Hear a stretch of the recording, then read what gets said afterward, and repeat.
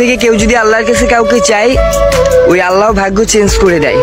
আমি যে মানুষটাকে ভালোবাসতাম, সে মানুষটা ভালোবাসতো অন্য একটা ছেলেরে। আমি জানতাম ছেলেটা আর অনেক রিলেশন আছে, কিন্তু কখনো তাকে বলতে পারিনি। বললে ভাববে আমি হয়তো তার কাছে তাকে খারাপ বানাচ্ছি, শুধুমাত্র রিলেশন করার জন্য। আমার বন্ধুরাও অনেকবার বলছে, দোস্ত তুই তাকে বলে দে, রিলেশনটা ভেঙে দে। আমি কখনো চেষ্টাই করিনি, কারণ আমার বিশ্বাস ছিল যদি উপরআল্লাহ চাই একদিন আমার ভালোবাসা পূর্ণতা পাবে ভাই। তাই কখনো চেষ্টা করিনি। শেষ বেশ কিছুদিনের মধ্যে তাদের রিলেশনটাও ভেঙে গেল। মেয়েটা অনেক কান্না করছিল আমার চোখের সামনে, নিতে পারতেছিলাম না। ভাবছিলাম এখনই যে প্রপোজ করবো, বলবো আমি তাকে ভালোবাসি। অনেকবার বলার চেষ্টা করেও পারলাম না, এই অবস্থায় বলা ঠিক হবে না।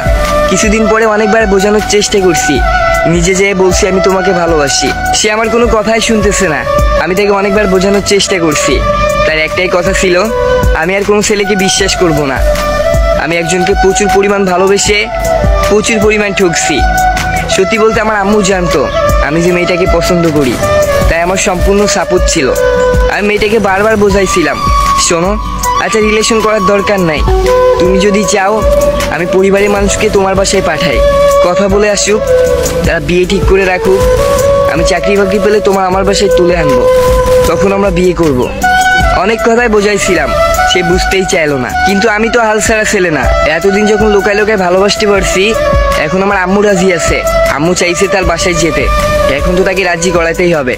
আমি তাকে অনেকবার রিকোয়েস্ট করে বললাম, শোনো আমাকে 30টা মিনিট সময় দাও, এই 30 মিনিটে আমি তোমাকে যা বলবো তুমি সেটাই শুনবা, চুপ করে একটু শোনো।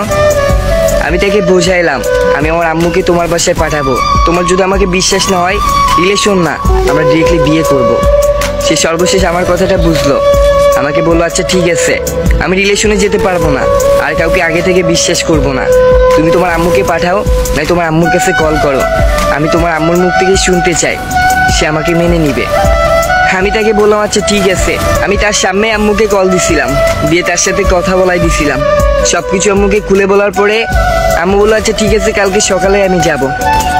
সত্যি বলতে দুইটা পরিবার মিলে আমাদের বিয়েটা ঠিক করে রাখা হয়েছে। যে যার মতো পড়ালেখা করবে, চাকরি পেলে আমাদের বিয়ে হবে। সত্যি ভালোবাসা অনেক সুন্দর, যদি মন থেকে চাওয়া হয়।